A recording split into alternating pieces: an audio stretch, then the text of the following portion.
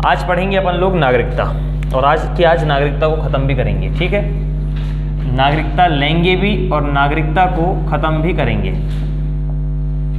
नागरिकता, सिटीजनशिप। भारतीय संविधान के अगर भाग की बात करूं तो भाग क्रमांक किस में मिलती है नागरिकता आपको? भाग क्रमांक 2 में। भाग क्रमांक 2, जिसमें अनुच्छेद आपको मिलेंगे कहाँ से कहाँ तक? 5 से लेके 11 तक नागरिकता के प्रावधान हैं। ठीक है, अब यहाँ पे गौर से समझ लीजिए कि नागरिकता को समझने के लिए कुछ 1-2 बातें आपको पता रहना जरूरी है। ये तो बेसिक प्रावधान। सबसे पहले हमारे देश में जो नागरिकता है उसको 2 भागों में विभाजित किए। कैसे? हमारे देश में 2 प्रकार के लोगों को नागरिकता देने के प्रावधान है। एक मिलेगा नागरिकों को और एक मिलेगा व्यक्तियों को। छोटी छोटी बातें आपको पहले एक बार और रिवाइज करा देता हूँ। ठीक है, बाकी सब कुछ डिटेल में आप पढ़ चुके हैं, इसलिए मैं आपको ज़्यादा डिटेल में लेके नहीं जाऊँगा। व्यक्ति और नागरिक। व्हाट इज़ व्यक्ति? What is person? व्यक्ति का तात्पर्य सारे दुनिया में जितने लोग हैं वो सब हमारे लिए क्या हैं? व्यक्ति हैं। और इस दुनिया का एक छोटा सा हिस्सा है हमारा भारत देश। इस देश में रहने वाले लोग क्या होंगे? नागरिक। तो ये हैं आपके नागरिक और ये हैं आपके क्या? पूरे व्यक्ति। तो क्या जितने अधिकार व्यक्तियों को प्राप्त होंगे उतने अधिकार नागरिकों को तो प्राप्त होंगे ही होंगे, कोई बात ही नहीं है। कुल मिला के बात इतनी है कि पूरा क्षेत्र पानी से भरा हुआ है और यहाँ पे एक बाल्टी रखी हुई है और बाल्टी डूबी हुई है, तो बाल्टी में भी पानी होगा, भले ही तैर रही है पर डूब है तो ना। अब बात इतनी हो गई कि जब यहाँ पे इतने सारे व्यक्ति हो गए और यहाँ पे नागरिक हो गए, तो जितने अधिकार व्यक्तियों को प्राप्त हैं उतने अधिकार नागरिकों को तो मिलेंगे ही मिलेंगे, कोई दिक्कत वाली बात नहीं है। परंतु जितने अधिकार नागरिकों को प्राप्त है उतने सारे के सारे अधिकार किनको नहीं मिलेंगे? व्यक्तियों को नहीं मिलेंगे। तो 2 प्रकार की भाषा में लिख सकते हो आप। एक लिख सकते हो नागरिकों के बारे में कि नागरिक वो हैं जो किसी पर्टिकुलर देश की नागरिकता लेके बैठे हुए हैं, उस पर्टिकुलर देश के अधिकार उनको प्राप्त हैं, वो सब क्या हैं? आपके नागरिक हैं। और ये ऐसे लोग हैं जो उस देश से संबंधित नहीं हैं, परंतु कुछ अधिकार इनको उस देश के माध्यम में दे दिया गया है, तो वो आपके क्या कहलाएंगे? आपके व्यक्ति। जैसे व्यक्तियों की बात करें, चलो नागरिकों की बात कर लें, तो नागरिकों को कौन कौन से अधिकार मिलेंगे? आप देखेंगे आर्टिकल क्रमांक 15 मिलेगा। आर्टिकल 15 कहता है कि धर्म, मूलवंश, जाति इनके आधार पर किसी भी नागरिक के साथ भेदभाव नहीं किया जाएगा। आप देखेंगे आर्टिकल क्रमांक 16 मिलेगा। 16 कहता है कि लोक नियोजन में किसी भी नागरिक के साथ हम भेदभाव नहीं कहेंगे। लोक नियोजन का मतलब सरकारी नौकरी। अब सरकारी नौकरी में जैसे उन्होंने कहा कि भैया आप ज़्यादा पढ़े लिखे हो, आप कम पढ़े लिखे हो, तो ये भेदभाव चलता है। ये इसलिए क्योंकि उसकी क्वालिफिकेशन के हिसाब से आप भेदभाव कर सकते हैं। जब आप आर्टिकल 16 का ABCD सेक्शन जब आप पढ़ेंगे ना, जब आपको पढ़ाऊँगा मैं पूरा मौलिक अधिकार में, तो उसमें बराबर बताया है कि नागरिकों के साथ भी भेदभाव होता है, परंतु उसको हम भेदभाव नहीं कहते। वो कहता है आपके क्वालिफिकेशन के हिसाब से भेदभाव। ठीक है, फिर एक और मिलेगा आपको आर्टिकल क्रमांक 19 में। आप देखेंगे आर्टिकल 19 में आपको बहुत सारे अधिकार मिलेंगे। बोलने की स्वतंत्रता, संगठन बनाने की स्वतंत्रता, अभिव्यक्ति की स्वतंत्रता, है ना, सभा करने की स्वतंत्रता, हड़ताल करने की स्वतंत्रता। ये सारी स्वतंत्रता किसको मिलती है? नागरिकों को। क्या अमेरिका का कोई व्यक्ति आके हमारे यहाँ हड़ताल कर सकता है क्या? नहीं कर सकता, उसको अधिकार नहीं देंगे। ऐसे ही मिलेगा आपको फिर एक अधिकार मिलेंगे, आपको देखेंगे आप आर्टिकल क्रमांक 25 भी मिलेगा आपको। धर्म और इनकी सारी स्वतंत्रता मिलेगी। ये तो खैर व्यक्तियों को भी प्राप्त होगा। फिर मिलेगा आपको कौन सा? एक मिलेगा आपको 29, एक मिलेगा 30, ये अधिकार और मिलेंगे। ऐसे ही व्यक्तियों को आप देखेंगे, इनको जो आर्टिकल मिलेंगे, एक आर्टिकल क्रमांक 14, समानता के आधार पे आपके साथ क्या होगा? विभेद नहीं होगा। ऐसे ही देखेंगे आप आर्टिकल 14 के बाद इनको मिलेगा 21। 21 में तो सीधा सीधा प्रावधान है कि जीवन जीने का अधिकार। कोई बाहर का व्यक्ति हमारे देश में आता है, यहाँ से यहाँ आएगा, तो क्या उसको सांस लेने का अधिकार नहीं है? क्या है? तो मिल रहा है उसको अधिकार, यहाँ पे बराबर मिलेगा। इसी के साथ आप देखोगे इसको 25 मिलेगा, आर्टिकल 25। आर्टिकल 25 कहता है अपने धर्म को वो मान सकता है, अपनी भाषा को मान सकता है, अपने पूरे संप्रदाय को मान सकता है। यहाँ से आने वाला व्यक्ति क्रिश्चियन है मान के चलो, और हमारा भारत देश हिंदू देश है, तो यहाँ पे भले ही चर्च कम है, हिंदू आपके मंदिर ज़्यादा है, पर जब कभी भी वो आएगा तो मंदिर न जाके चर्च जाने की उसको स्वतंत्रता है, इसलिए उसको धर्म की स्वतंत्रता है। ऐसे ही और आपको आर्टिकल मिलेगा, और कौन सा मिलता है? 32 आर्टिकल। आर्टिकल क्रमांक 32 ये कहता है संवैधानिक उपचारों का उपबंध। अगर कोई विदेश का व्यक्ति हमारे क्षेत्र में आता है और उसको अगर इन अधिकारों से वंचित किया जाता है तो इन अधिकारों की कार्रवाई करने के लिए वो आर्टिकल 32 के तहत कहाँ चला जाता है? सुप्रीम कोर्ट चला जाता है, उसके पास अधिकार होगा। तो ये बेसिक बातें हैं। तो एक बेसिक डिफरेंस है नागरिक और व्यक्तियों के बीच में। अब जब भाग 2 पढ़ेंगे हम आर्टिकल 5 से लेके 11 तक, तो इसमें भी आपको एक बात और समझ लेना चाहिए कि जो व्यक्ति हैं इसको हम कह रहे हैं विदेशी व्यक्ति। ध्यान से देखिए, इसको मैं ये बोल देता हूं, ये क्या है आपके विदेशी व्यक्ति। अब इन विदेशी व्यक्तियों को भी हमने 2 कैटेगरी में बांटा है। एक बनाया हमने मित्र देश और एक बनेगा आपका शत्रु देश। ये केवल नॉलेज के लिए बता रहा हूं, नॉलेज के लिए। मित्र देश मतलब आप किसी के मित्र हैं, मतलब क्या है? आपके बीच के संबंध अच्छे हैं। आप किसी के शत्रु हैं, मतलब आपके बीच के संबंध खराब है।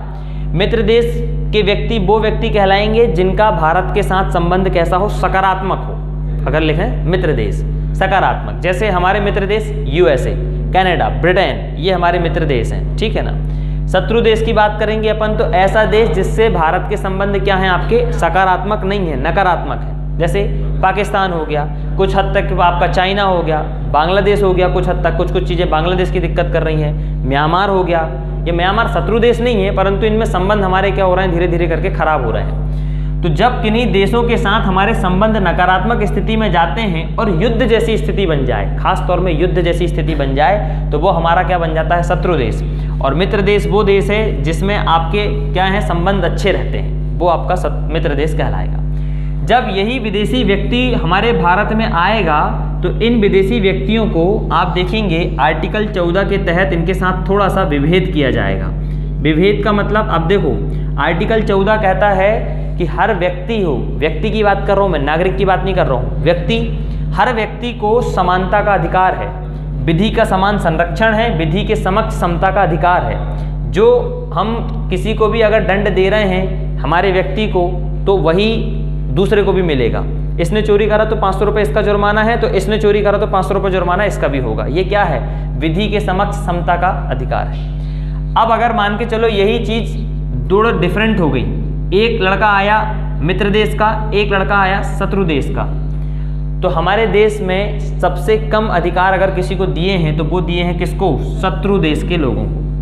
जब अगर ये व्यक्ति आएगा तो याद रखना है, इसको आर्टिकल 21 का भी उल्लंघन कर सकते हैं हम इसके लिए। आर्टिकल 21 का मतलब, आर्टिकल 21 में एक प्रावधान आपको ये भी देखने को मिलेगा कि जब आपको पुलिस पकड़ लेती है, ध्यान रखो, पुलिस पकड़ लेती है और जैसे ही आपको हथकड़ी लगाती है तो आप उनसे पूछते हैं कि भैया मुझे हथकड़ी क्यों लगा रहे हैं। परंतु शत्रु देश का अगर कोई व्यक्ति होगा तो उसके पास ये अधिकार नहीं है, वो नहीं पूछ सकता।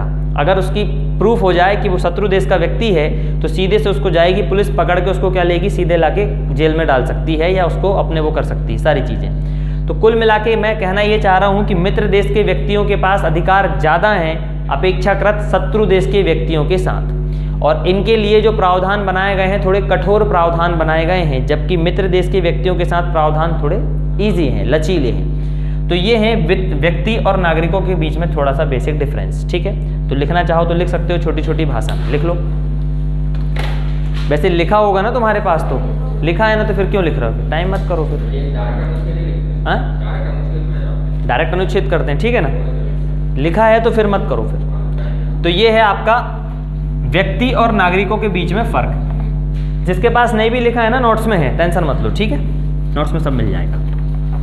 अब देखो, सबसे पहले शुरुआत करेंगे हम, ये तो हमने कर दिए नागरिकों की बात और व्यक्ति और नागरिकों के बीच में फर्क देख लिए। अब समझेंगे सबसे पहले हम लोग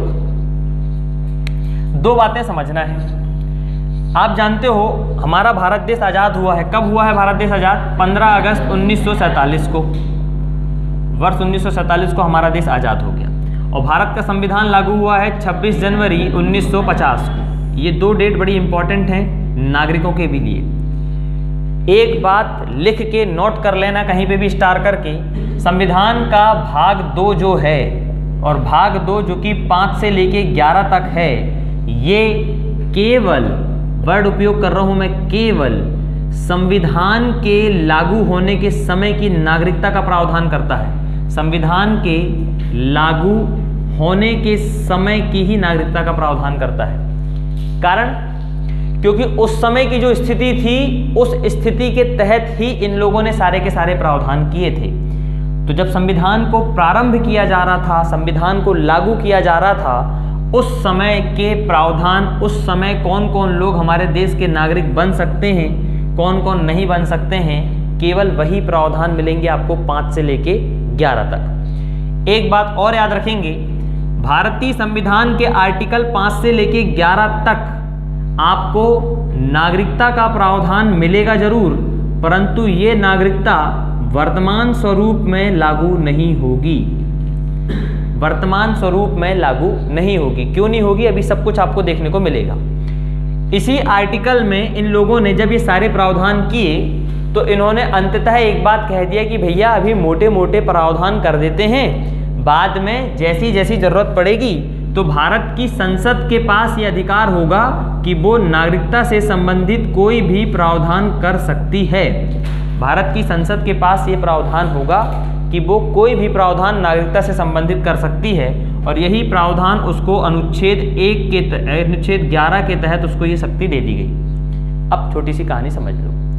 देश जब आज़ाद हुआ तो तुरंत की स्थिति में इन लोगों को बहुत सारे काम थे, और तुरंत की स्थिति में इन लोगों ने देखा कि भारत पाकिस्तान का विभाजन हो चुका है, कौन यहाँ आ रहा है, कौन वहाँ जा रहा है, कौन तो दिख क्या रहा है, पाकिस्तान और भारत में आने जाना ही दिख रहा है। उस समय तो किसी ने नहीं सोचा था कि बाहर क्या होगा, भारत में ही पैदा होंगे तो क्या होगा, किसी ने नहीं सोचा था।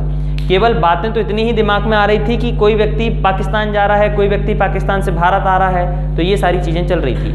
तो अनुच्छेद 5 से लेके 11 तक मैं बता दे रहा हूँ अभी फिर से कि वर्तमान नागरिकता का स्वरूप 5 से 11 में नहीं है। एक बात। दूसरी बात आप देखेंगे, यह प्रावधान जितने भी हैं केवल संविधान लागू होने के समय के ही प्रावधान करते हैं, उस समय की ही नागरिकता के बारे में बताते हैं, और बाकी के जितने भी प्रावधान करेंगे वो कौन करेंगे, संसद करेगी। ठीक, अब शुरुआत करते हैं आर्टिकल क्रमांक 5 से। अनुच्छेद 5 क्या कहता है? अनुच्छेद 5 आर्टिकल 5 कहता है कि संविधान लागू होने के समय में, संविधान लागू के समय में या प्रारंभ के समय में नागरिकता का प्रावधान, नागरिकता का प्रावधान। ठीक, अब ये प्रावधान को समझने से पहले एक चीज और समझ लो। आप जानते हो अनुच्छेद 11 के तहत संसद को ये अधिकार दिया गया है कि नागरिकता से संबंधित वो कोई भी कानून बना सकती है। इसी अनुच्छेद का उपयोग करके हमारी संसद ने नागरिकता अधिनियम 1955 बनाया सबसे पहले, और नागरिकता अधिनियम 1955 हमारे यहाँ पे नागरिकता देने का सबसे पहला उपबंध है। अगर कोई पूछे आपसे कि भारत में नागरिकता संवैधानिक तौर पे मिलती है कि फिर अधिनियम या कानूनी तौर पे मिलती है, तो किस तौर पे मिलती है? कानूनी तौर पे। ये क्या है? कानून है, अधिनियम है। तुम्हारे पास जो नागरिकता है, नागरिकता तुम्हारा क्या है? मौलिक अधिकार नहीं है। नागरिकता तुम्हारा क्या है? एक कानूनी अधिकार है। तुम खुद समझ सकते हो। अगर नागरिकता तुम्हारी मौलिक अधिकार होती तो वो आर्टिकल कहाँ से कहाँ होती? 14 से 35 के बीच, 12 से 35 के बीच में होती। परंतु नागरिकता आपका क्या है? एक कानूनी अधिकार है।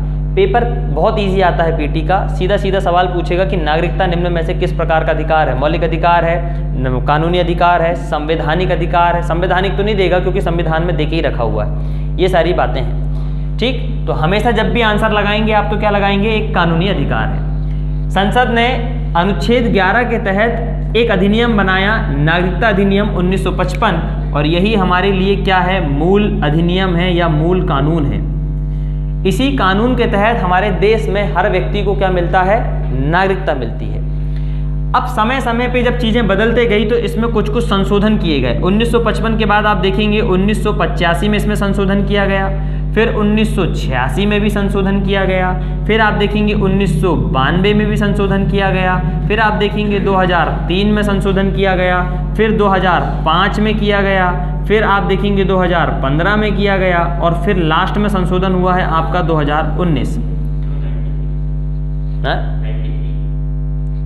93 नहीं, 92 में ही है। 92 में तो है। इसी समय तो आपको मम्मी को वंश के रूप में डिग्निफाई कर देंगी। ठीक, चलो देखो, तो 1985, 86, 92, 2003, 2005, 2015 और 2019 में इसी मूल अधिनियम में क्या हो चुके हैं, संशोधन हो चुके हैं। यही सवाल आपसे पेपर में पूछ सकता है एक, इसी को इंग्लिश में बोलते हैं सिटीजन अमेंडमेंट एक्ट, CAA, यही है आपका CAA। तो CAA ना केवल 2019 में आया है बल्कि इसके पहले भी कितने बार आ गया है, 3 और 3 6 बार आ चुका है। तो टोटल नागरिकता में संशोधन कितने हो चुके हैं अभी तक, 7 बार। 1 2 3 4 5 6 7, टोटल कितने हो गए हैं, 7 बार। अगर पूछ लेगा कि निम्न में से किस अधिनियम, कौन से माध्यम से नागरिकता संशोधन अधिनियम नहीं हुआ है, तो देगा एक ऑप्शन 1985, 1992, 2003, 2007, किस में नहीं हुआ है, 7 में, एक बार। तो यही है आपका CAA 2019 में जो अंततः रूप से लास्ट में आया था। तो हाल ही में वर्तमान रूप में आप देखेंगे तो हाल ही में सबसे पहला, हाल ही में कौन सा संशोधन हुआ है आपका 2019 में। तो एक क्वेश्चन ये भी है कि नागरिकता में हाल ही में संशोधन किस अधिनियम के माध्यम से हुआ है, तो ये आपका क्वेश्चन बन सकता है, कोई दिक्कत वाली बात नहीं। और तुमको घुमाने फिराने के लिए 20-21 भी दे सकता है ऑप्शन में, वो कि नागरिकता संशोधन अधिनियम 2020, नागरिकता संशोधन अधिनियम 2021, आए नहीं है तो क्या, वो तो वैसे ही गलत हो गया। तो ये सारे आपने देखा यहाँ पे प्रावधान। अब इन्हीं संशोधन के माध्यम से समय समय पे चेंज होते रहे। अब जितने जितने चेंज हो गए हैं वो सारे के सारे मैं आपको संविधान में अनुच्छेद 5 में समझा रहा हूँ, ठीक। संविधान का आर्टिकल 5 ये कहता है कि कोई भी व्यक्ति हमारे देश में 4 तरीके हैं और उन 4 तरीकों से वो हमारे देश में नागरिक बन सकता है। पहला, कोई व्यक्ति, नहीं जन्म वाला नहीं, वो तो अधिनियम के, कोई व्यक्ति जन्म से ही हमारे यहाँ का नागरिक होगा, नागरिक होगा। परंतु नागरिक होने के साथ साथ उसके लिए क्या होना चाहिए कि उसके माता या पिता में से कोई भी एक क्या होगा यहाँ पे, भारत का नागरिक होना चाहिए। अब यहाँ पे देखेंगे इसकी समय सीमा निर्धारित की गई। कोई व्यक्ति भारत का नागरिक होगा, परंतु कब, देखिए 19 जुलाई 1948 एक डेट है। ये डेट इसलिए इम्पॉर्टेंट है क्योंकि जब भारत और पाकिस्तान का विभाजन हुआ तब इन दोनों के बीच में आने जाने के लिए परमिट लागू हो गया। जैसे आज आप मान के चलो टिकट लेके जाते हो तो टिकट क्या है, एक बस में ट्रेवल करने का परमिट है, परमिशन है। ऐसे ही तब तुम पाकिस्तान से भारत जाते या भारत से पाकिस्तान आते तो जो भी सारी चीज़ें करते तो उसके लिए तुमको क्या लेना पड़ता था, एक परमिट लेना पड़ता था जो बॉर्डर क्रॉस करने पे तुम्हारे लिए मदद करता था। तो 19 जुलाई 1948 की एक डेट आप याद रखेंगे। अब देखिए पहला प्रावधान, कोई व्यक्ति हमारे यहाँ नागरिक कब कब बन सकता है। पहला, कोई व्यक्ति 19 जुलाई 1948 के पहले भारतीय क्षेत्र में आ चुका है। अब मैं आपको छोटा सा नया डायग्राम के माध्यम से समझा रहा हूं ये बात।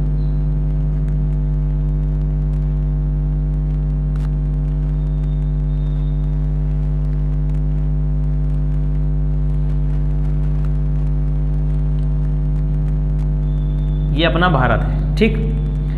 और यहाँ पे जो क्षेत्र लगा हुआ है ये कौन सा क्षेत्र है आपका, पाकिस्तान। और यहाँ पे जो लगा हुआ है ये वाला क्षेत्र भी क्या है आपका, बांग्लादेश, मतलब ये भी क्या है आपका, पाकिस्तान। दोनों को समझिए।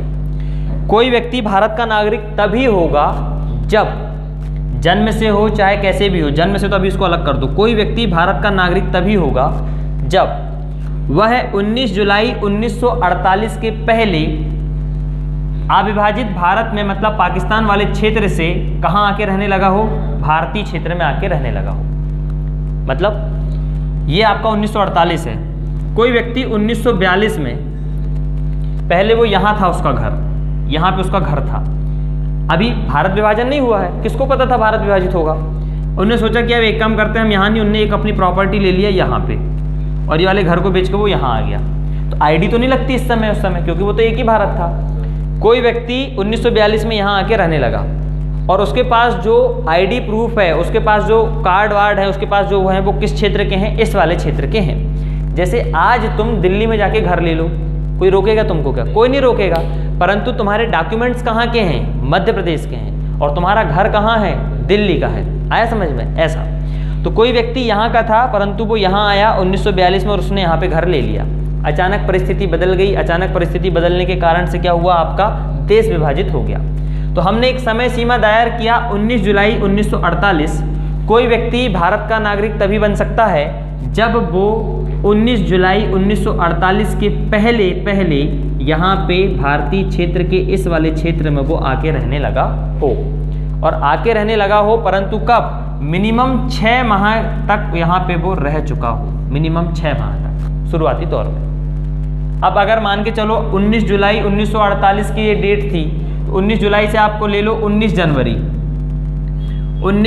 1948 को कोई व्यक्ति यहाँ पे आ गया होगा, तो वहाँ तक का वो व्यक्ति यहाँ पे क्या रह सकता है? आराम से रह सकता है। परंतु कोई व्यक्ति अगर 19 जून 1948 को आया, तो आ तो गया पहले वो, परंतु 6 महीने रह नहीं पा रहा है, तो इसको दिक्कत होगी, इसको पंजीकरण करवाना पड़ेगा।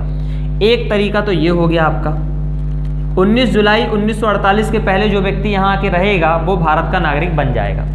दूसरा, कोई व्यक्ति 19 जुलाई 1948 के बाद भी अगर आता है, 19 जुलाई 1948 के बाद भी अगर आता है, तो वो व्यक्ति भी हमारे भारत का नागरिक बन सकता है, परंतु उसे क्या करना पड़ेगा? मिनिमम यहाँ पे कितने साल रहना पड़ेगा? 7 साल रहना पड़ेगा। और 7 साल रहने के बाद फिर वो क्या करेगा? पंजीकरण करेगा। आया समझ में? मिनिमम कितने साल रहेगा वो? 7 साल। 19 जुलाई 1948 को आया, फिर वो 7 साल रहेगा। 7 साल रहने के बाद फिर वो क्या करेगा? पंजीकरण के माध्यम से बनेगा।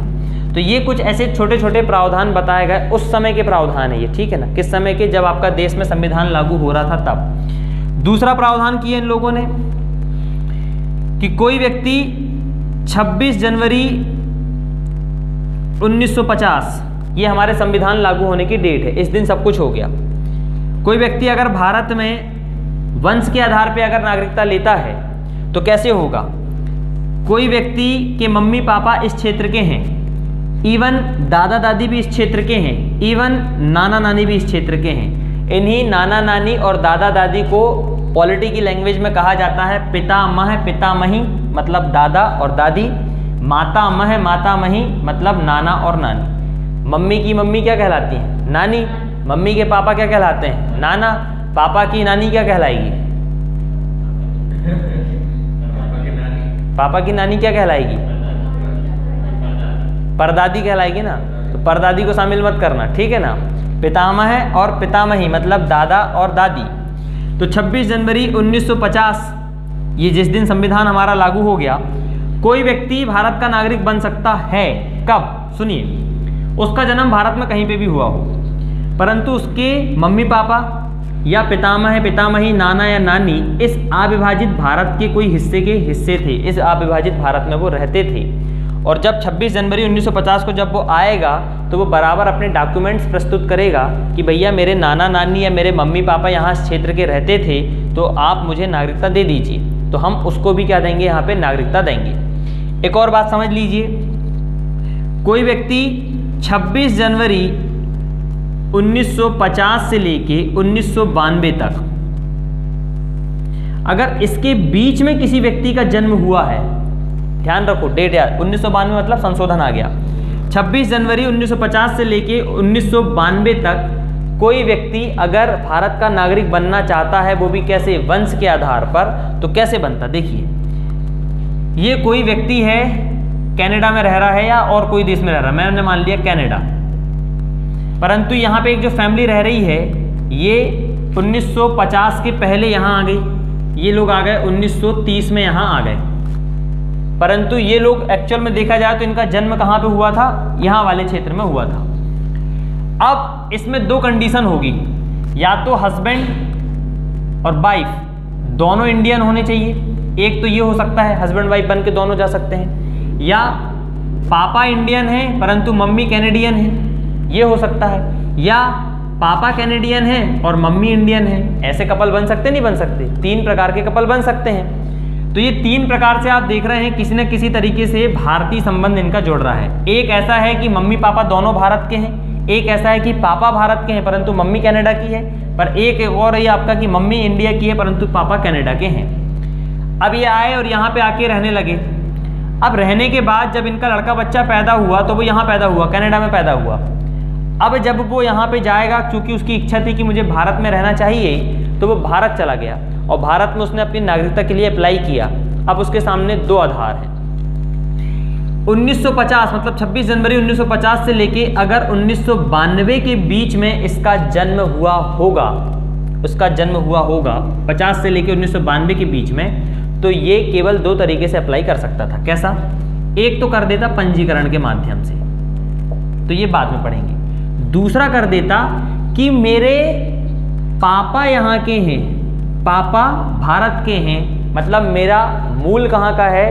भारत का है, इसलिए मुझे भारत की नागरिकता मिलनी चाहिए। और याद रखना, वंश कभी भी किसके माध्यम से चलता था? पहले पापा के माध्यम से। आप किसके वंश में? एक लड़की का विवाह होके आता है, तो जैसे मान के चलो कोई लड़की है, मान चलो उसने लिखा तिवारी, मतलब कोई लड़का है तिवारी और इसकी विवाह हुआ दुबे के साथ, लड़की थी दुबे, ये लिखती थी तिवारी, मान चलो ये लड़का है, इसका नाम है मनोज तिवारी और लड़की का नाम है श्रुति दुबे, ऐसे करके नाम लिख लिए। जब इसका विवाह होगा तो ये क्या लिखेगी? मनोज श्रुति तिवारी लिखेगी या श्रुति मनोज तिवारी लिखेगी? ऐसे ही लिखेगी ना, दुबे तो नहीं लिखेगी। और मनोज भी क्या लिखेगा? तिवारी लिखेगा। मनोज दुबे तो लिखना शुरू नहीं करेगा। तो ये प्रथा है, परंपरा है। हमारा जब संविधान बना था तो हमने एक बात शुरुआत में ही पढ़ लिए थे कि हमारे संविधान में ना केवल कानून है बल्कि परंपराओं का भी क्या है? समावेश किया गया है। तो हमारे यहाँ पे हमेशा वंश को किसको माना जाता था कि जो पापा की जो पीढ़ियाँ होंगी, पापा के लड़के बच्चे होंगे, वही हमारे परिवार का क्या बढ़ाएंगे? वंश बढ़ाएंगे। तो ये बात 1992 के पहले तक की कहानी थी। तो 1950 से लेके 1992 के बीच में अगर किसी व्यक्ति का जन्म भारत के बाहर हो जाता है और अगर उसे भारत की नागरिकता लेना है तो केवल और केवल वो पापा के आधार पर ही नागरिकता ले सकता था। परंतु 1992 में थोड़ा सा विवाद हो गया और महिला आयोग का गठन हो गया 1990 के दौरान में। 1990 में एक अधिनियम आया, राष्ट्रीय महिला आयोग अधिनियम, और 1992 में गठित भी हो गया।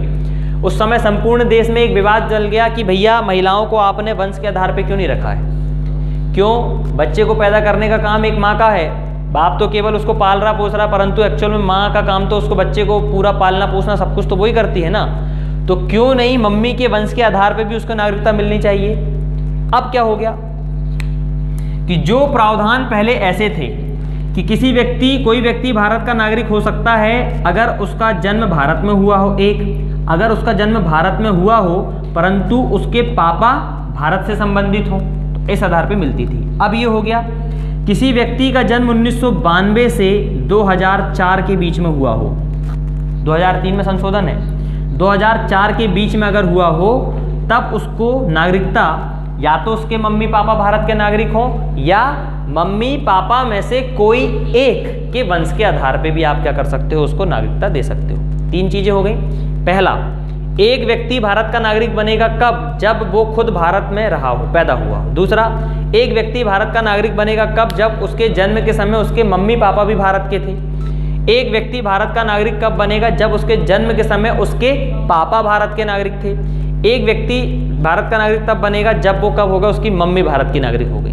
परंतु टाइम पीरियड याद रखेंगे, 1950 से लेके 1992 तक केवल पापा के आधार पे मिलती थी, 1992 के बाद मम्मी के आधार पे भी मिलने लगी। अब चौथा प्रावधान, तीन ये हो गए, चौथा ये, कोई व्यक्ति अगर उसका जन्म 2004 के बाद हुआ हो, कोई व्यक्ति 2004 के बाद हुआ हो, और ये क्यों हुआ है असम अकॉर्ड में तुम सब समझ चुके हो। ये 2003 में संशोधन हुआ है, लागू हुआ था ये 2004 में।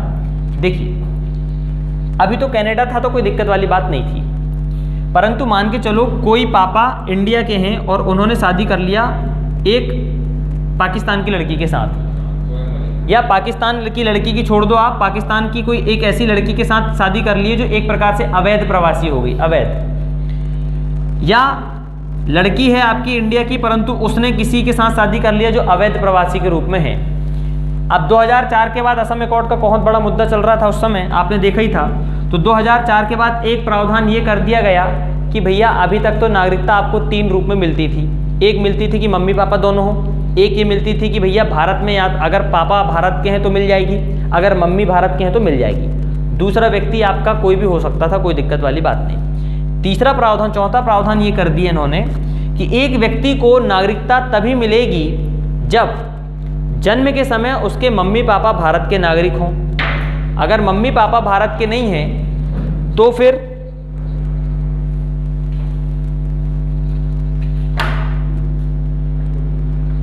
गुड आफ्टरनून हो गया हमारा तो। चलो अभी तुम्हारा दो डेली का रहेगा ना, तुम्हारे लिए गेट खोले अलग से, मतलब राजा महाराजा हो तुम, तुम्हारे लिए गेट खोलेंगे अब हम। हमारे लिए हमारे रूम की कंपनी वाले नहीं खोलते, घर दरवाजा नहीं खोलते, कुत्ता दौड़ा देते हैं। तो फीस भी स्पेशल लगती है, फिर दे दोगे ना? देखता हूँ अभी। चलो क्या हो रहा है देख लो। अब 2004 के बाद की कहानी समझ लीजिए।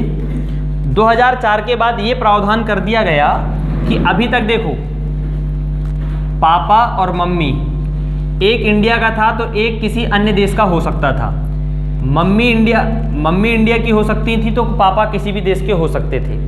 परंतु 2004 के बाद ये प्रावधान कर दिया गया कि भैया मम्मी पापा में से कोई एक भले ही भारत का हो, मान सकते हैं, परंतु इसके साथ का जो पार्टनर होगा वो किसी भी शत्रु देश या अवैध प्रवासी नहीं होना चाहिए। तो 2004 के बाद एक और प्रावधान जोड़ दिया गया कि वही व्यक्ति ही हमारे भारत का नागरिक बनेगा जिसका जन्म 2004 के बाद हुआ हो, परंतु उसके मम्मी पापा में से कोई एक इंडिया का हो और दूसरा अवैध प्रवासी ना हो। यही 4 तरीके हैं हमारे भारत में नागरिकता प्राप्त करने के। क्या है? जब कोई व्यक्ति हमारे भारत का नागरिक बनेगा तो 4 आधार हैं। पहला, मम्मी पापा दोनों भारत के नागरिक हों। दूसरा, अगर उसका जन्म 1950 से लेकर 1992 के बीच में हुआ है तो मम्मी पापा में से कोई एक, मतलब पापा क्या होना चाहिए, भारत के मूल निवासी होना चाहिए था जन्म के समय। अगर उसका जन्म 1992 के बाद कब हुआ है, 2004 के बीच में हुआ है, तो उसकी मम्मी भी शामिल हो जाएगी। फिर उसके बाद 2004 के बाद जन्म हुआ है तो उसके मम्मी पापा में से कोई एक भारत का हो परंतु दूसरा अवैध प्रवासी नहीं होना चाहिए। ठीक है, तो ये प्रावधान छोटे छोटे आप चाहो तो लिख सकते हो, छोटे छोटे फॉर्म में, रिवीजन के उद्देश्य से, है ना। चलो लिखो।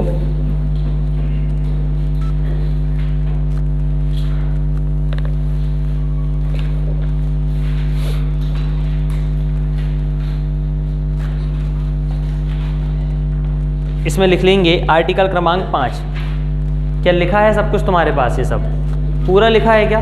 पहले भी लिखवाया था मैंने, तुम लोगों के पास है कि नहीं लिखा? नहीं लिखा है, होगा ना लिखा, तुम्हारे पास नहीं है, तुम लोगों के पास है, सबके पास है। फोटो क्लिक कर लेना इनसे तो फिर, है ना। सारी चीज़ें तो पहले बहुत डिटेल में समझा के ही बताया था मैंने, ये तो बहुत जल्दी बता रहा हूँ। तो ये था आपका आर्टिकल क्रमांक 5। भारतीय संविधान का अनुच्छेद 5 कहता है संविधान के प्रारंभ के समय में आपको क्या मिल सकती है, नागरिकता मिल सकती है। यही नागरिकता के क्या क्या प्रावधान हो सकते हैं, वर्तमान स्वरूप तक की कहानी अपन लोगों ने देख ली है। ठीक है, अब आ जाइए अनुच्छेद क्रमांक 6 में। ये रिवीजन के तौर पे आपका एक अच्छा लेक्चर हो सकता है। ठीक, आर्टिकल 6,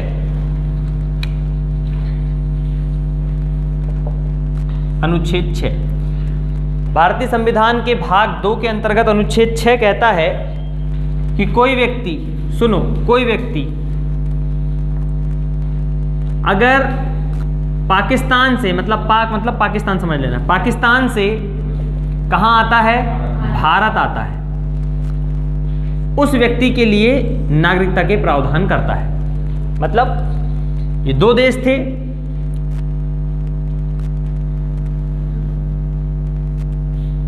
ये 2 देश थे, एक पाकिस्तान था इधर, एक इधर भी, ये भी पाकिस्तान था। जब भारत विभाजित हो गया, पाकिस्तान से इधर इधर विभाजित हो गया, तो यहाँ के व्यक्ति भी क्या कर रहे थे, यहाँ आ रहे थे, यहाँ के व्यक्ति भी यहाँ आ रहे थे, ऑप्शन था सबके पास। तो अनुच्छेद 6 उन व्यक्तियों के लिए प्रावधान करता था जो अविभाजित भारत में पाकिस्तान वाले क्षेत्र से कहाँ आ रहे हैं, भारत आ रहे हैं, उन लोगों के लिए प्रावधान करता था अनुच्छेद 6। इसी अनुच्छेद 6 में उन लोगों ने कहा भैया कि आप 19 जुलाई 1948 के पहले आ जाते हैं तो दिक्कत नहीं है, आर्टिकल 5 के तहत तुमको मिल जाएगी। परंतु 19 जुलाई 1948 के बाद अगर आते हैं तो आपको क्या करना पड़ेगा, पहले पंजीकरण करना पड़ेगा, आपको बताना पड़ेगा भैया, आपको आवेदन करना पड़ेगा भैया कि हमको भारत की नागरिकता चाहिए। तो जब कोई भी व्यक्ति 19 जुलाई 1948 के बाद भारत में, पाकिस्तान से भी भारत अगर आता है तो उसको क्या करना पड़ता था, पंजीकरण के माध्यम से वो ले लेता था। तो आर्टिकल 6 सीधा सीधा प्रावधान करता है पाकिस्तान से भारत आने वाले व्यक्तियों के लिए प्रावधान है। ठीक, अब आ जाइए अनुच्छेद क्रमांक 7 में। कोई व्यक्ति देखो, एक थे यहां के हमारे मौलाना रज्जाक भाई, गए कहां पे, पाकिस्तान चले गए। वो ये सोच के गए थे पाकिस्तान कि पाकिस्तान एक क्या है आपका मुस्लिम बहुल क्षेत्र है। दूसरी बात, सारे मुस्लिम कहाँ चले जा रहे हैं, वहाँ चले जा रहे हैं। तो उन्होंने कहा सब जा रहे हैं तो मैं भी जाऊँगा भैया, कोई दिक्कत वाली बात नहीं, चले गए। परंतु जब यहाँ पे गए तो इन्हें वहाँ पे जो सम्मान भारत में मिलता था वो सम्मान उन्हें यहाँ नहीं मिल पाया। यहाँ पे इन्हें दूसरे नाम से बुलाया गया, यहाँ पे इनके साथ भेदभाव किया गया। इसलिए ये कुछ दिन तक तो रहे, परंतु बाद में इन्होंने ऐसा कहा कि धप्पी हो गई भैया, हमसे गलती हो गई, हमको फिर से भारत जाना है। तो फिर ये क्या हुए, वापस भारत में आए। अब ये व्यक्ति की दो सिचुएशन बन गई, पहले गया पाकिस्तान, फिर पाकिस्तान से आ रहा है वापस। तो ऐसे व्यक्ति के लिए प्रावधान किया गया अनुच्छेद किसमें, 7 में, कि कोई व्यक्ति भारत से कहाँ जाएगा, पहले पाकिस्तान जाएगा, परंतु फिर से वो पाकिस्तान से कहाँ आएगा, भारत वापस आएगा। ऐसे व्यक्ति की नागरिकता से संबंधित प्रावधान किया गया था अनुच्छेद 7 में। सारी कहानी तुमको पता है, डिटेल में ज़्यादा लेके जाऊंगा नहीं आपको, ठीक है। तो ये था अनुच्छेद 7। फिर आ जाइए आप अनुच्छेद क्रमांक 8 में। अब देखो, जब भारत देश में स्वतंत्रता की आज़ादी चल रही थी, बहुत सारी बातें चल रही थी, लड़ाई झगड़ा चल रहा था, तो बहुत सारे नागरिक, बड़े बड़े नेता लोग विदेश में भी जाके बैठे थे और 4-4, 5-5 साल रहते थे वहाँ पे। अब 4-4, 5-5 साल रहे तो लड़के बच्चे, बीवी को भी लेके चल गए, वहीं पर उनके लड़के बच्चे भी हो गए। अब वो तो विदेश में हो गए ना, मान के चलो। अभी एक ही उदाहरण ले लो आप, यहाँ पे 3-4 नेता की बात कर लेते हैं। अपन ने ले लिए पंडित जवाहरलाल नेहरू को ले लिए एक, सरदार वल्लभ भाई पटेल को ले लिया आपने एक, बहुत बड़े बड़े नेता को ले लिए। सारे इंडिया में थे, परंतु एक उदाहरण के लिए बता रहे हैं अपन। अब आज़ादी के लिए इन लोगों ने इतना संघर्ष किया, तो पंडित जवाहरलाल नेहरू किसी काम से चले गए कहाँ पे, अमेरिका। और अमेरिका में ही जाके इनको कम से कम 5 साल रहना पड़ गया। इसी 5 साल के दौरान इनको एक इंडियन लड़की मिल गई और उन्होंने उसके साथ क्या कर लिए, विवाह कर लिए। और विवाह करने के बाद इन दोनों के बीच में एक संतान हो गई, हो गया बच्चा। कुल मिला के क्या हुआ, हैं तो ये इंडिया की, परंतु रह कहाँ रहे हैं, बाहर रह रहे हैं। अब ये बाहर में जो बच्चा पैदा हो गया है, इसको भी तो नागरिकता लेने का अधिकार है क्या, नहीं है। परंतु अगर ये अमेरिका की ज़मीन में पैदा हुआ है तो इसलिए इसको अमेरिका नागरिकता प्राप्त हो जाएगी। मैंने बताया भी था कि अमेरिका में जन्म से ही नागरिकता मिल जाती है। बहुत सारे लोग तो अपने बच्चों की डिलीवरी वहीं जाके कराते हैं ताकि बच्चे को नागरिकता मिल जाए और बच्चे के आधार पे मम्मी पापा को नागरिकता मिल जाए। अब जब इनका बच्चा यहाँ पे हो गया है तो स्वाभाविक सी बात है, ये लोग अमेरिका के तो है नहीं है, इनको नागरिकता कहाँ की, इनकी भारत की है। तो ये क्या कहला रहे हैं, एक प्रकार से हमारे लिए क्या कहलाएंगे, ये NRI, कि नॉन रेसिडेंशियल ऑफ इंडिया कहला रहे हैं। ऐसे वो सभी व्यक्ति जो भारत के बाहर रहते हैं और उनके लड़के बच्चे या उनसे संबंधित अगर कोई नागरिकता का प्रावधान अगर देखा जाए तो वो अनुच्छेद 8 में किया गया है। इसके लिए उन्होंने ये प्रावधान कर दिया कि कोई व्यक्ति भारतीय क्षेत्र सीमा से अगर बाहर रहता है और अगर उसे भारत की नागरिकता चाहिए, परंतु उसका मूल कैसा है, भारतीय मूल का होना चाहिए वो, अगर उसको नागरिकता चाहिए तो उसके लिए इसे क्या करना पड़ेगा, ध्यान रखिए, वहीं की एम्बेसी में जाके क्या करना पड़ेगा, पंजीकरण करना पड़ेगा। जैसे मैं और मेरी वाइफ गए अमेरिका और अमेरिका में जाने के बाद हमारे यहाँ पे एक छोटा सा बच्चा हो गया भोला। अब जब ये भोला हुआ तो हमको तो पता चल गया भैया कि ये तो अमेरिका का नागरिक बन गया, और जब अमेरिका का नागरिक बन गया तो हमारे लिए तो अच्छी बात नहीं थी। हमने क्या कहे भैया, तुरंत गए यहीं पे इंडियन एम्बेसी गए और इंडियन एम्बेसी में इसके जन्म से 1 साल के अंदर करना पड़ता है। आपको क्या करना पड़ता है, 1 साल के अंदर, जन्म से 1 साल के भीतर में हम यहाँ एम्बेसी गए और एम्बेसी में जाके हमने तुरंत जाके नागरिकता का फॉर्म भर दिए और सबमिट कर दिए। अब जब वो इंडियन एम्बेसी को भी मिल गया तो हमने क्या किए, उसी बच्चे का रजिस्ट्रेशन, उसी बच्चे का पंजीकरण हमने एम्बेसी में जाके कर दिए। अब ये बच्चा भारत की नागरिकता प्राप्त करने के लिए अधिकृत हो चुका है, अधिकारी बन चुका है। तो कोई व्यक्ति अगर NRI है और उसके लड़के बच्चे को या उसके वंशज को अगर आपको नागरिकता देना है तो उसके जन्म से 1 साल के भीतर अगर उसे क्या करना पड़ेगा, भारतीय दूतावास में जाके क्या करना पड़ेगा या एम्बेसी में जाके क्या करना पड़ेगा, रजिस्ट्रेशन करना पड़ेगा, तो वो भारत का नागरिक बन सकता है। तो यही सारी बात बताई गई है अनुच्छेद क्रमांक 8 में, ठीक है, ये है आर्टिकल 8। तो क्या कहते हैं नागरिकता के प्रावधान। अब आप एक चीज गौर से समझो, अगर बहुत ज्यादा डिटेल में क्वेश्चन आता है और ऑप्शन आता है आपके सामने, देखो भारतीय संविधान का भाग 2 नागरिकता का प्रावधान कहां से किन अनुच्छेद तक करता है। 5 से 11, 5 से 8, 5 से 7, 5 से 9। अब ये सवाल का जवाब बाद में देना, ठीक, ये सवाल ध्यान रखो। अनुच्छेद 8 हो गया, अनुच्छेद 9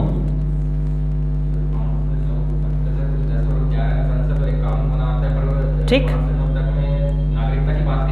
अभी देख लो, अभी आप समझ लो। अनुच्छेद की बात कर रहा हूं मैं 9वां।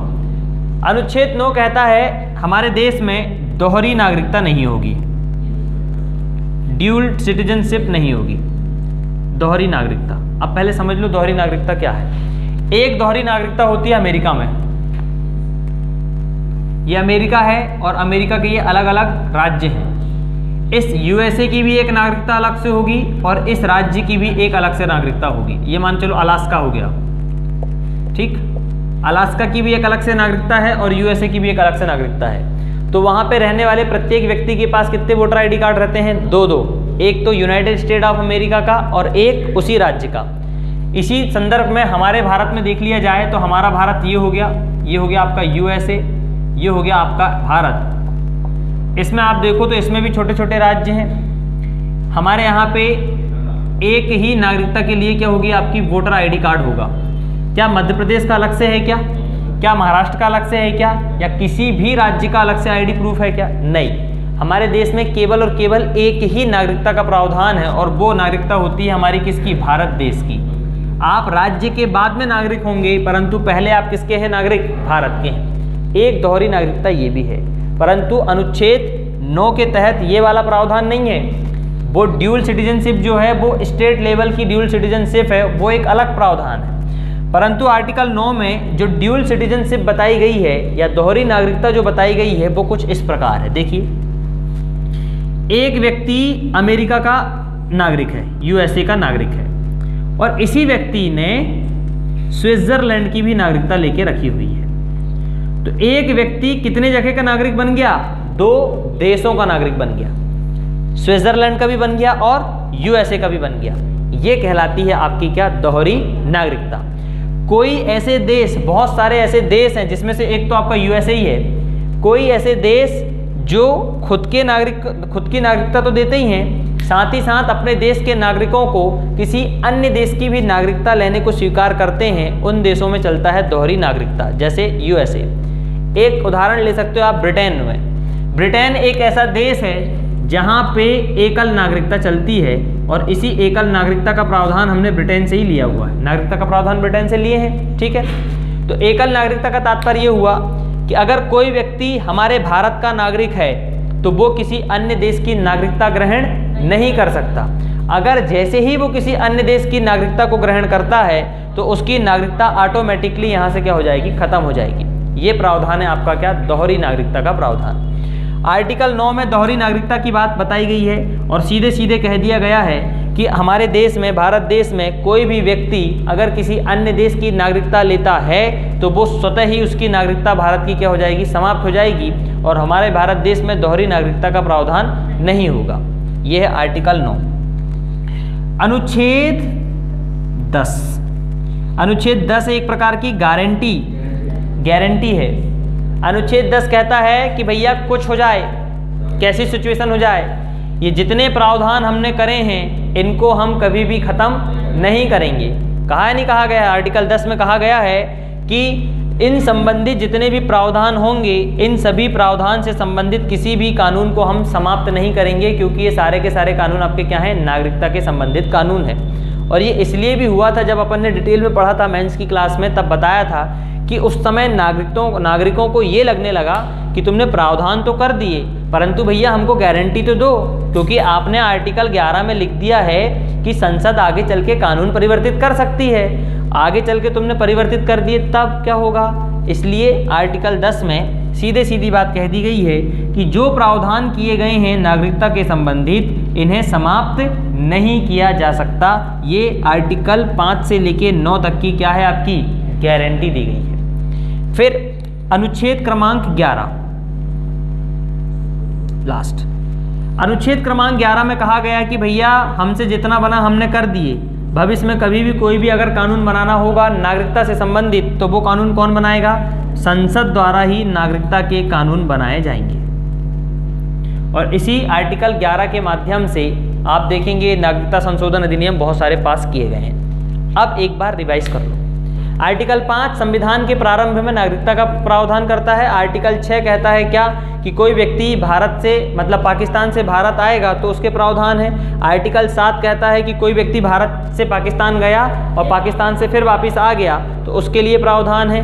आर्टिकल 8 कहता है एनआरआई के लिए, जो व्यक्ति भारत के बाहर रह रहे हैं उनके लिए प्रावधान है। और 9 कहता है कि दोहरी नागरिकता का प्रावधान नहीं है। 10 कहता है कि जितने प्रावधान है उनकी गारंटी दे रहे हैं हम आपको। और 11 कहता है कि संसद कानून बना सकती है। अब सवाल आपके सामने ये है, नागरिकता का प्रावधान अनुच्छेद 5 से 11 तक है, 5 से 8 तक है, 5 से 7 तक है या 5 से 9 तक है?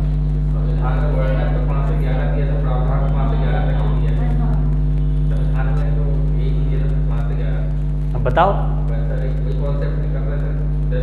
सोच के बताओ।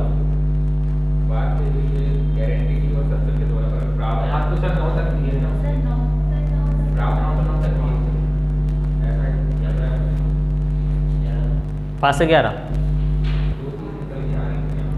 एक बात हमेशा याद रखना,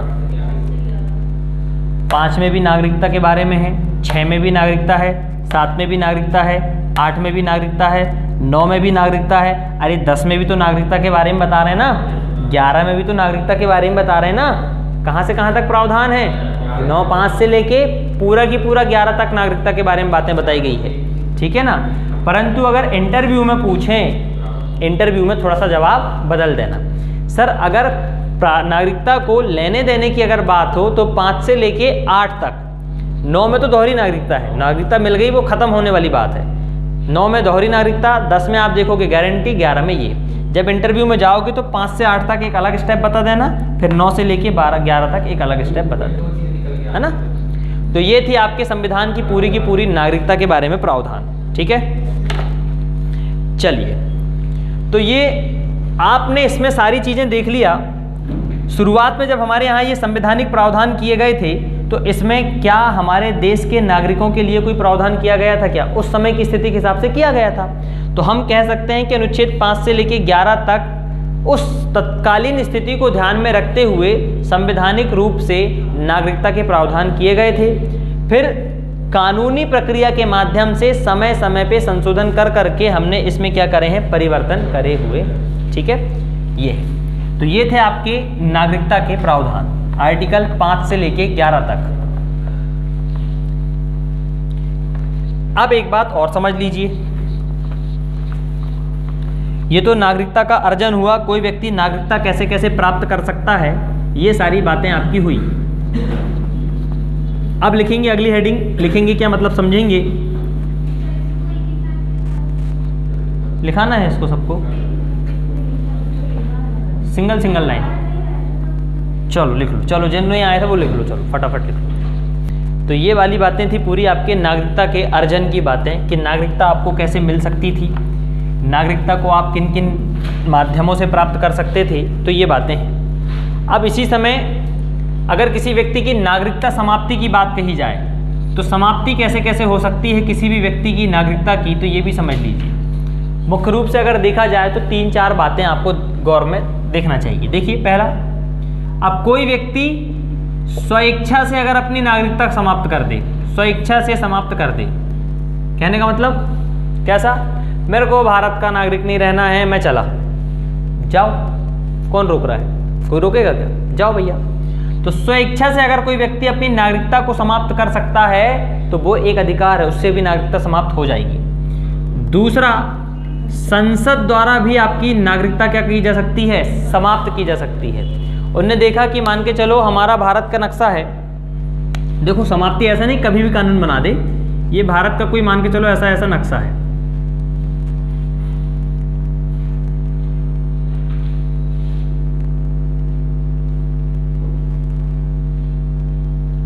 अलिफ लैला टाइप बन गए तो ठीक। अब भारत का ये वाला हिस्सा जो है पीओके वाला हिस्सा, मान के चलो यहाँ पे कुछ ज़्यादा विरोध हो गया और पाकिस्तान ने यहाँ पे कब्जा भी कर लिया, तो किसी दिन दिमाग खराब हुआ संसद को, उनका भाट रे बहुत हो गई, पचड़ पचड़ पचड़ पचड़, संसद में कानून पास करो। पीओके के क्षेत्र में रहने वाले जितने भी नागरिक हैं सबकी नागरिकता समाप्त, खत्म। अब दर दर की ठोकर खाओ। अब यहाँ पे रहेंगे नहीं तो यहाँ से भगाएंगे अपन, अब जाओ बेटा पाकिस्तान। अब पाकिस्तान देगा नहीं देगा नागरिकता तुम्हारी हेडिंग, आया समझ में। तो कुल मिला के कहानी ये है कि अगर किसी भी व्यक्ति की नागरिकता समाप्त करना है तो या तो वो स्वेच्छा से समाप्त कर सकता है या तो फिर वो संसद के माध्यम से उसकी विधि के द्वारा समाप्त की जा सकती है। तीसरी, अगर वो किसी देश की नागरिकता को प्राप्त कर ले, अन्य देश की नागरिकता प्राप्त कर ले, अन्य देश की नागरिकता प्राप्त कर ले, तब भी उसकी नागरिकता क्या हो जाएगी, समाप्त हो जाएगी। और बाकी दोहरी नागरिकता मतलब, और बाकी अगर वो देश के प्रति अनिष्ठा दिखाए, अगर वो देश के प्रति अंडबंड बातें करे, अगर वो देश के संविधान के प्रति ऐसी बात करे, सुप्रीम कोर्ट के सामने जाके पत्थरा फेंक के मार दे, प्रधानमंत्री का काफिला जा रहा है तो पत्थरा फेंक के मार दे, तो पकड़ेंगे, खूब मारेंगे। उन्होंने कहा कौन रे कौन रे कौन रे, उन्होंने कहा मैं ये हूँ, तो हमारे देश का नागरिक नहीं रहेगा, हट। तो कुल मिला के राष्ट्रद्रोह अगर कोई व्यक्ति करता है तो राष्ट्रद्रोह के संबंध में भी क्या होगा उसका, परंतु राष्ट्रद्रोह सुप्रीम कोर्ट से पहले डिक्लेयर होना चाहिए, नहीं तो कन्हैया कुमार की भी अभी तक नागरिकता समाप्त कर देते ये लोग, समझ आप। ऐसा भी है। जब तक राष्ट्रद्रोह एक बात ध्यान रखो, राष्ट्रद्रोह कभी भी कोई नेता कह के नहीं कर सकता। राष्ट्रद्रोह होगा साबित कब, जब सुप्रीम कोर्ट के माध्यम से होगा। और अब भी तुम लोगों ने आर्टिकल 10 के तहत देखा है, लिखा नहीं लिखा है, किसी भी व्यक्ति की नागरिकता समाप्त अगर की जाएगी या उसको कभी भी आप कोई भी कानूनी सजा दोगे तो वो हर एक चीज़ कब होगी, कोई ना कोई कानूनी विधि के माध्यम से ही होगी। तुमने चोरी करे, तुमको पुलिस पकड़ के सटासट 3-4 मार रही है, तो उसको क्या दिया गया है, कानून दिया गया है, तो ही मार रही है। तुमने चोरी करे, तुम्हारे मम्मी पापा भी तुमको मार सकते हैं, वो एक अलग बात होती है, वो मारते नहीं, वो तो गुदल देते हैं तरीका से, ठीक है, चोरी चोरफंदी में। अगर मान के चलो किसी व्यक्ति ने मर्डर कर दिया, सुनो, मर्डर कर दिया, अब मर्डर करने के बाद पूरे देश में कहा जाता है कि भैया एक काम करो, उसको फांसी की सजा दो, फांसी की सजा दो, फांसी की सजा दो, कहते नहीं कहते। अब आप देख लो, फांसी की सजा होती है तो उसके लिए कहाँ जाना पड़ता है, न्यायालय।